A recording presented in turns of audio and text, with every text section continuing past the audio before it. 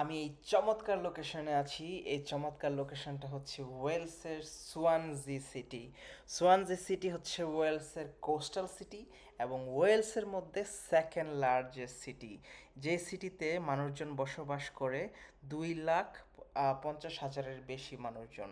এবং এই সোয়ানজি সিটিটা হচ্ছে এই পুরো ইউনাইটেড কিংডমের যে চারটা দেশ আছে, এই চারটা দেশের মধ্যে 28তম সবচেয়ে বড় সিটি।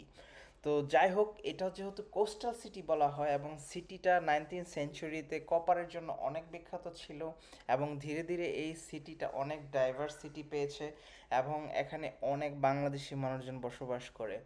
এটাকে কোস্টাল সিটি বলা হলেও এখানে কিন্তু পাহাড় পর্বত অনেক।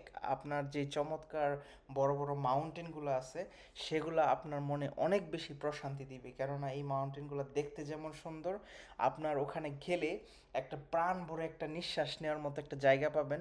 পাশাপাশি নিঃশ্বাস নেওয়ার পরে যখন আপনি চোখটা খুলবেন তখন দেখবেন আপনার সামনে যেই সুন্দর প্রকৃতি ধরা দিবে এবং সব কিছু মিলিয়ে আপনার মনকে উৎফুল্ল করে তুলবে। আপনার খারাপ মনটা নিমিষেই সুন্দর করে দিবে এবং আপনার সারাদিনটার কাজ করার জন্য যে এনার্জি, সে এনার্জিটা আপনি পাবেন এই সিটি থেকে। দেখতে পাচ্ছেন আমি সোয়ানসির একটা চমৎকার সিটিতে এখন আছি।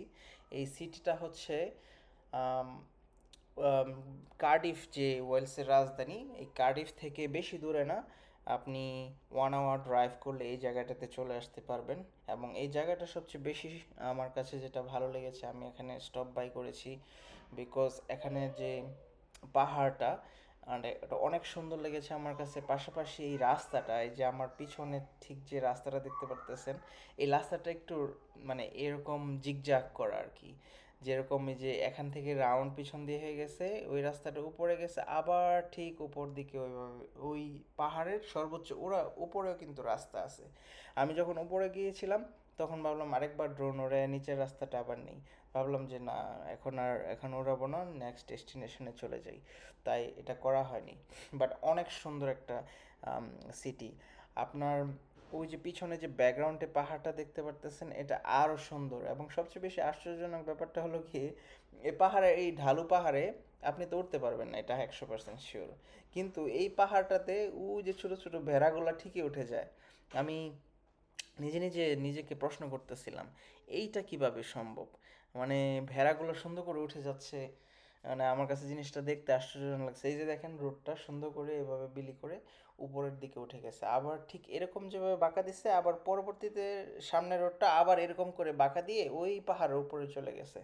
মানে দেখতে খুবই অসাধারণ লেগেছে। আবার এই সিটিটাতে অনেক বাংলাদেশি রেস্টুরেন্ট সহ বাংলাদেশের অনেক স্টুডেন্টরা সোয়ানজ ইউনিভার্সিটি, কার্ডিফ মেট্রোপলিটন ইউনিভার্সিটি সহ বিভিন্ন ইউনিভার্সিটিতে এই সিটিটা বাংলাদেশিরা সমৃদ্ধ করেছে। অনেক ভালো ভালো বাংলাদেশি কুইজিন আছে এই সিটিটাতে। আপনিও ঘুরে আসতে পারেন। আপনি যদি ইউনাইটেড কিংডম থাকেন, এই সিটিটা আপনার লিস্টে অবশ্যই রাখতে পারেন। আল্লাহ হাফেজ।